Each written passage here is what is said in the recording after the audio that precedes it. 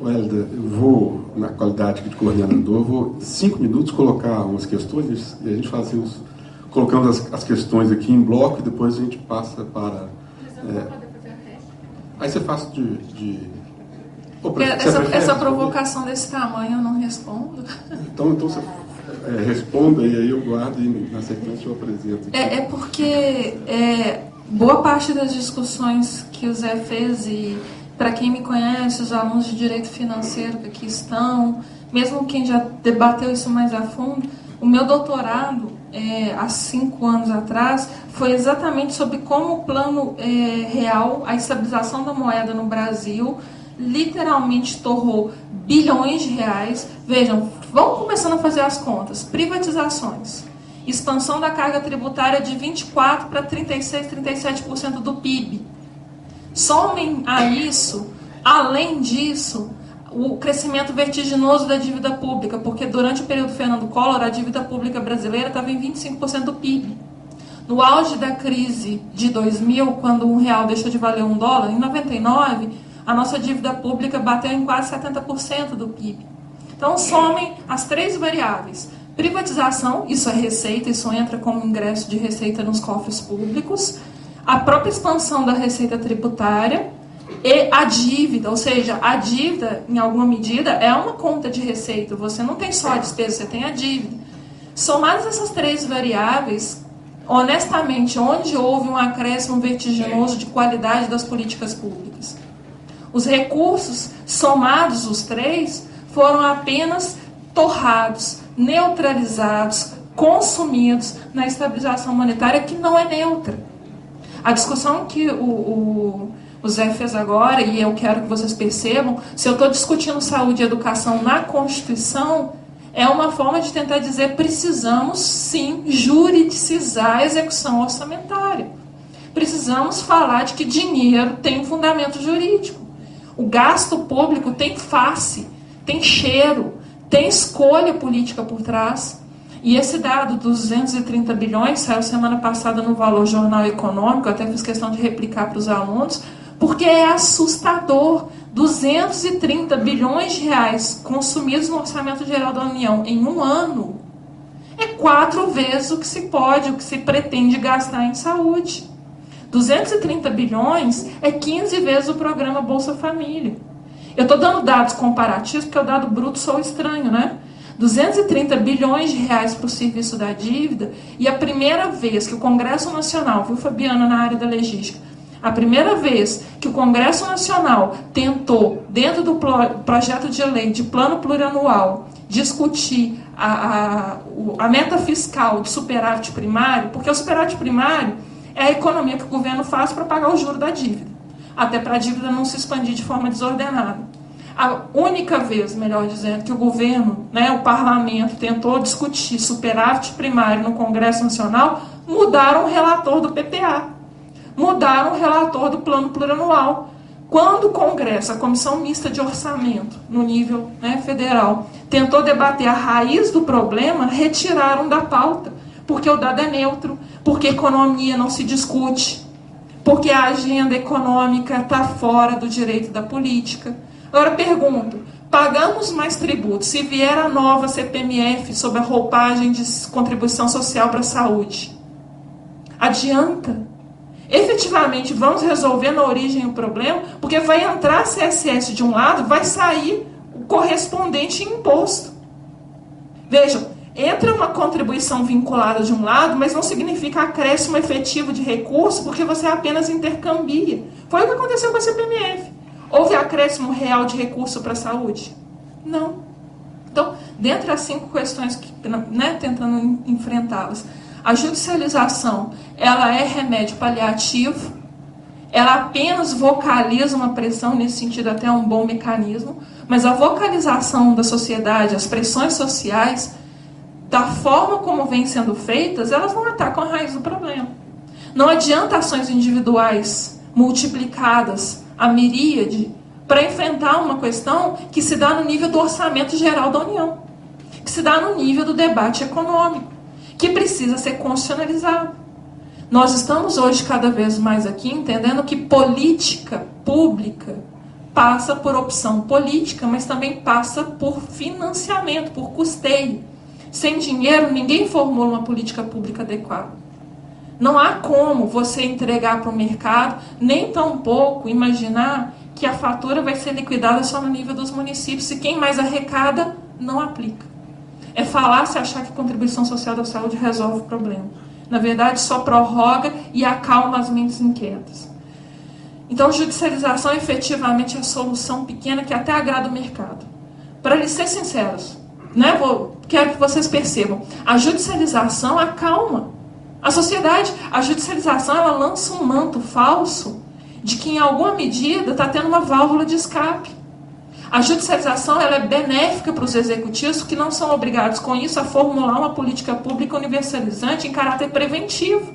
Vejam, ao invés de pensar e formular do ponto de vista normativo uma política pública universalizante, eu atendo o varejo. É igual o banco, é igual o próprio INSS, prefere negar o direito, os poucos que recorrem depois na justiça é lucro. A judicialização, nesse sentido, é até fomentada.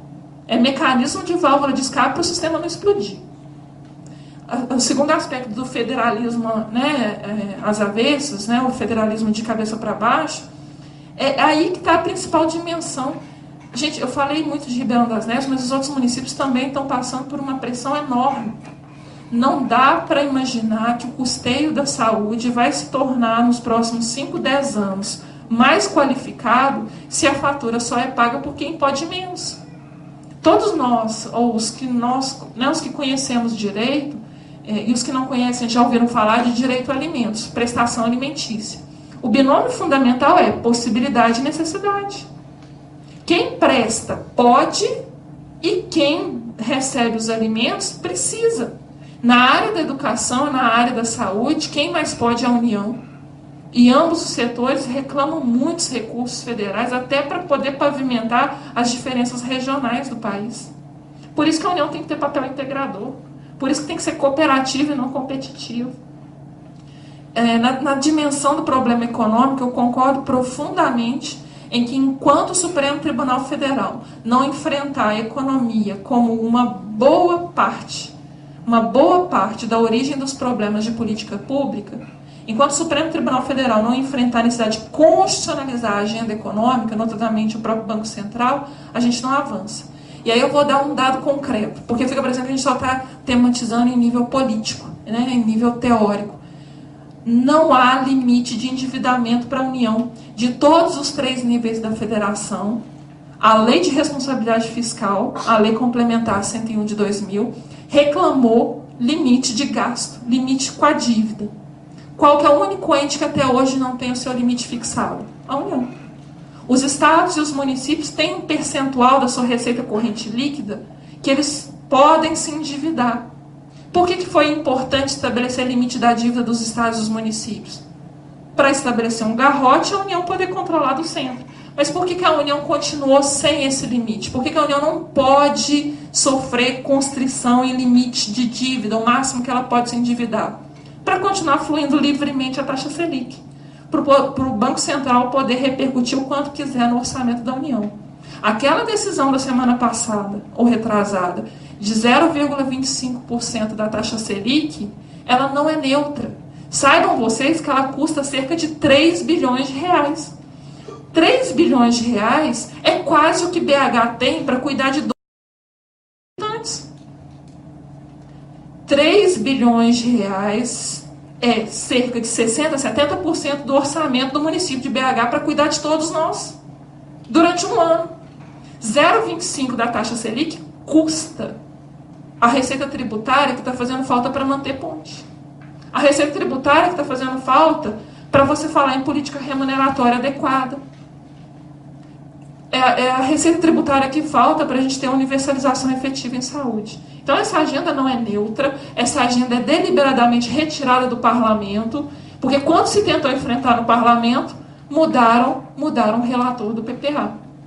E aí é uma discussão que tem que enfrentar no nível constitucional mesmo, Zé. Isso eu concordo. Enquanto não constitucionalizarmos isso, a gente continua refém de uma agenda quase que determinista, fatalística. Se o governo mudar a rota econômica, é moratória, vamos quebrar. não pode, a dívida é sagrada, mas os direitos fundamentais não são. Os direitos fundamentais não são efetivamente uma obrigação constitucional prima facie, fundamental, exatamente fundamental. Para finalizar, quando a gente chega exatamente nessa guinada, né, nesse momento mesmo de encruzilhada, não podemos mais passar 5 anos, 10 anos esperando norma, esperando que venha alguém onisciente, né, um poder capaz de ser a consciência moral da sociedade para substituir a sociedade. Esse debate está interditado. Nós estamos hoje aqui a levantar uma temática que, embora seja de senso comum, não é discutida no senso comum. A política pública de saúde está judicializada porque é interessante. Falta dinheiro para a saúde porque é interessante. Não há regulamentação da emenda 29 porque é interessante. E a educação só conquistou o que conquistou na base da luta, da aquisição evolutiva. E aí não adianta aquisição evolutiva só no varejo. Ou a gente toma pé de que é possível mandado de injunção, de que é possível a DI por omissão. E olha que eu já tentei contactar um monte de legitimado ativo para DI por omissão e ninguém me deu bola, sabe? Ninguém me deu bola. Mas começando a discutir aqui nesse espaço, a gente vai formando mentes atentas e quem sabe repercute. As comissões de orçamento aqui na Assembleia mesmo, tentar tematizar nesse outro patamar, por que meta de superávit primário é indiscutível ao parlamento? Superávit primário é a poupança que o governo faz para pagar juros. Será que isso é indiscutível ao parlamento? Será que não há como revisitar esses pressupostos econômicos das leis orçamentárias? Não é? E aí eu finalizo, mas não sem antes agradecer um apoio institucional que eu recebi, porque eu não posso esquecer, que foi da escola Dom Helder Câmara, né? Lá é uma escola que me permitiu, inclusive, durante um bom tempo, me dedicar só a esse estudo de pós-doutorado. E lá também a gente quer poder implementar o Observatório do Financiamento dos Direitos Fundamentais. Enquanto o público aqui se prepara para trazer as questões para o debate aqui, eu vou fazer apresentar uma dúvida, um comentário e uma provocação. A dúvida é o seguinte: só a União pode regulamentar? É competência privativa da União? Ou matéria de saúde é competência concorrente e aí, na ausência de normas federais, o Estado poderia legislar de forma plena? Então, de quem que é a competência regulamentar? Essa é a dúvida que eu queria aqui trazer. O comentário é que, quando tem essa municipalização, o grande efeito é o problema da desigualdade, né? Quer dizer, que os municípios não conseguem absorver isso de forma igualitária. É evidentemente que o município das regiões mais pobres vão oferecer uma saúde pior, né? Quer dizer, não parece que o problema da municipalização. E a provocação é recuperar assim, qual que é, talvez você desenvolver um pouquinho a ideia do conceito do direito à saúde. Porque eu fico... não me parece que o problema... Quer dizer, se você resolve o problema do financiamento orçamentário da União, mas nós temos uma concepção de direito à saúde em que o Estado tem que comportar, tem que suportar qualquer demanda, né, em uma política que aí não dá para comparar com a educação, porque às vezes o tratamento da pessoa, a saída, segundo os médicos, é uma cirurgia recentemente descoberta de altíssimo custo. Então, se o Estado tiver que atender todas as demandas, né, de uma população que envelhece e as doenças... você tem investigações na área de saúde, quer dizer, a saúde avança do ponto de vista da sua capacidade de cura, né? Mas há um alto preço, há um alto custo. Quer dizer, se a gente entende que o direito de saúde acoberta isso, e é doloroso entender diferente, porque afinal é a vida, né? Quer dizer, como é que você vai dizer para um juiz ou para um público que o Estado não vai dar conta de salvar aquela vida, né? Quer dizer, mas se a gente entender que ele vai salvar, e aí, Zé, eu vou te provocar, é matemático. não fecha, quer dizer, o Estado não tem orçamento da União que comporte uma noção de saúde nesse sentido. Então, como que a gente enfrenta, né, a definição do direito de saúde, que uma hora é a vida, né? Quer dizer, uma hora é o direito que está em jogo, é o direito de vida. E aí eu acho que a questão do orçamento é central, mas ela não me satisfaz. Do ponto de vista resolvido o problema orçamentário, quer dizer, nós conseguimos, então, vincular e fazer com que a União aplique o que ela tem que aplicar, e os Estados, no meu entender, quer dizer, eu tenho a intuição que o problema não está resolvido. O problema não está resolvido. Então, essa aí esta a provocação. Aceito a provocação, Cláudia. Quando a pergunta, nesse aspecto de quem é a competência, o artigo 198, parágrafo 3º, exige lei complementar. Então, para fixar esse patamar do que é gasto em saúde, claramente, é lei complementar federal. Né? A Constituição... O artigo diz que é lei complementar federal? Não, lei complementar. Por exemplo, se você pegar, por exemplo, desculpa te interromper, claro. Mas o artigo 41 da Constituição, que fala sobre a avaliação do servidor público e diz que é lei complementar, essa é pacífico que a lei complementar, cada um ente federativo tem a sua. Então, se admite que a lei complementar, embora não tenha especificado que seja da União, cada um. Então, não me parece que o fato dela dizer lei complementar, você possa... Mas é que, nesse caso, o interesse nacional está configurado até para você tentar uniformizar o entendimento do dever de gasto mínimo no país inteiro. A questão de o Congresso dispor, dentro do Pacto Federativo, a obrigação de cada nível da federação.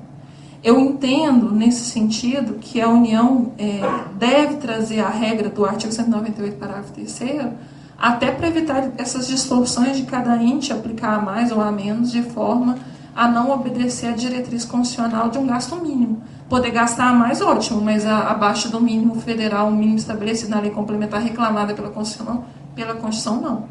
É nesse sentido. A lei complementar do 198, parágrafo 3º, é o mínimo. Que o ente da federação depois admita a possibilidade de estabelecer um patamar maior, aí eu já acho bastante razoável.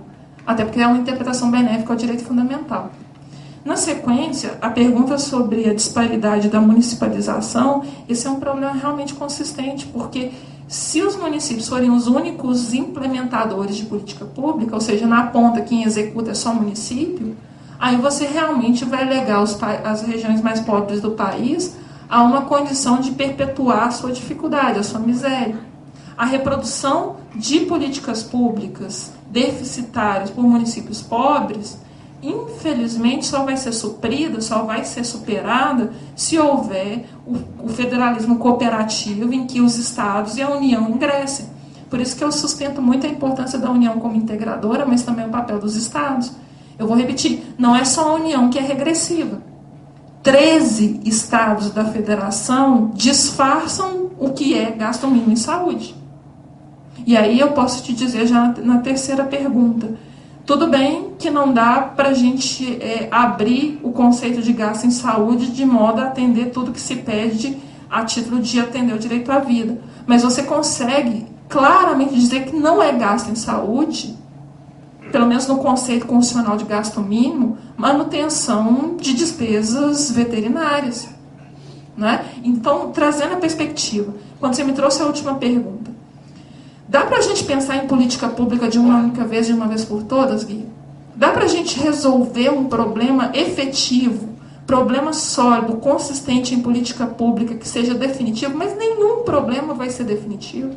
Nenhuma solução de nenhum problema de política pública vai findar estabelecendo uma solução definitiva. Não é possível para a saúde, nem política pública nenhuma, dar solução de uma vez por todas e de uma só vez para qualquer impasse. E aí eu me lembro uma frase belíssima do Celso Campilongo. Eu era estudante de graduação, mas é daquelas coisas que marcam a gente assim de forma indelével. Lá na faculdade, né, na sala da congregação, na UFMG, eu ouvia ele dizendo que o direito, diferentemente do que alguns fazem crer, e essa é uma discussão que o Zé começou na parte final do debate dele, o direito não é varinha de condão. que resolve por passe de mágica todos os problemas. O direito é bengala de cego, que testa os limites da convivência possível diante dos limites da convivência possível, diante do caso concreto. Não há solução a priori, não há solução definitiva para problemas sobre políticas públicas. É construção, e é construção social, eu digo político-social, né? E na medida em que é construção, a perspectiva do que é ou não direito à saúde vai envolver a dimensão do caso concreto. Porque se a gente tentar antecipar do ponto de vista do legislador todos os conceitos inferíveis, aí efetivamente a gente pode cometer uma injustiça maior. Eu não estou dizendo que não há algum critério, há de haver critérios. Mas nada me tira da hipótese de que, por exemplo, um custeio caríssimo como foi o tratamento de saúde do José Alencar, enquanto o vice-presidente esteve, né, o custeio foi feito pelos cofres públicos. Não foi razoável gastar R$800 mil em 6, 7 ampolas de uma injeção de um tratamento que ele chegou a fazer na fase final da doença? Discutir esse nível da razoabilidade num tratamento de saúde específico, naquele estágio avançado, fosse qualquer outro cidadão, depende, mais uma vez, de uma avaliação do caso concreto. E quem tem condição de suportar isso não é o município. É nesse sentido que eu acho que a gente pode apontar balizas. Não é o município sozinho, isolado nas suas limitações, inclusive, sobretudo, econômico-orçamentárias, que tem capacidade de resolver. Agora, simplesmente negar a priori, dizendo que esse tipo de custeio é inadmissível, também não cabe. A avaliação a priorística, dizendo não cabe o Estado custear cirurgias complexas, onerosas para os cofres públicos. Será que dá para fazer esse cálculo a priorístico? Né? Me lembra aquela propaganda de uma moedinha, acho que foi até numa dessas fundações, tipo o Hospital Mário Pena, o Hospital da Baleia, uma moedinha, se ia cair para um lado, alguém morria, se ia cair para o outro, alguém morria. E aí eu findo só te dizendo, entre os juízes, na judicialização da saúde, já se formou um consenso. Não se concede mais liminar nem sentença em mandado de segurança para determinar, pelo menos assim, no debate mais avançado. Ainda tem juiz que continua com a visão antiga. Mas o debate mais avançado entre os juízes é que não se concede mais liminar para internar em leito UTI se não houver outras vagas. Porque se você mandar internar em leito UTI, alguém vai ter que sair do leito UTI. Para colocar alguém, se todas as vagas estiverem ocupadas, significa que você está determinando sentença de morte para alguém. Então, diante de soluções trágicas, o direito é bengala de cego. É só testando os limites da convivência possível. Bom, a provocação, vou responder aqui. Pois é, Guilherme, eu acho que a questão ela é política, ela não é matemática, e se fosse matemática, eu vou tentar demonstrar aqui que não é, né, ela ainda estaria muito longe de ser matemática, porque ela passaria por um monte de questões anteriores, de debates anteriores. Por exemplo, a questão tributária. Né, tributação, falando de limite de recursos para cá está, tributação de grandes fortunas, a tributação de lucros. Né, quem é que paga tributos no nosso país? Né, a carga tributária pesada que alguns arcam, né, e que outros não arcam. A gente pode passar até para uma discussão, né, que precisa ser retomada do Estado de Minas Gerais. Os tributos que as mineradoras que estão destruindo nossas montanhas pagam, que são absolutamente ridículos. Né, nós estamos doando o nosso minério de ferro com uma tributação baixíssima, né, de onde vêm esses recursos. Podemos discutir os lucros exorbitantes, né, de grandes empresas, né, podemos discutir os juros exorbitantes, o enriquecimento, os juros mais altos do planeta que existe no nosso país. Né, os bancos nadam em dinheiro. Né, então você pode discutir mesmo opções de gastos em políticas públicas, né, ou o prefeito que constrói lá prefeito na cidade que tem uma arrecadação imensa, como Campos, né, que vai lá, então, já vai fazer um portal para a cidade, com chafariz, etc. Você pode discutir a concentração econômica brutal em que a gente vive, onde você tem hoje 4 pessoas que têm mais dinheiro que 40 países juntos. Você pode discutir, enfim, um monte de coisas antes de chegar numa discussão final, que é importante ter também, que é o limite para a geração de riqueza. Nós vivemos dentro de um sistema econômico que ele parte do princípio, é muito interessante todo mundo reparar isso. Né? Nenhum candidato a presidente, a governador, a prefeito, nenhum político, nenhum economista, quando aborda as questões de temos que crescer, temos que crescer, temos que crescer, temos que crescer. Hoje eu passei 2 horas dentro do automóvel. Né? Temos que crescer para onde, cara pálida? Né? Vamos instalar uma nova fábrica de automóveis indiana, vender automóveis a 10 mil reais, 15 mil reais. Vamos colocar esses automóveis aonde, meu amigo? Né? Temos que crescer, como se a capacidade de geração de riqueza fosse ad eterno. Então, se eles vão crescer. Obviamente, você vai esbarrar, e nós estamos muito próximos disso, no limite da capacidade de crescimento.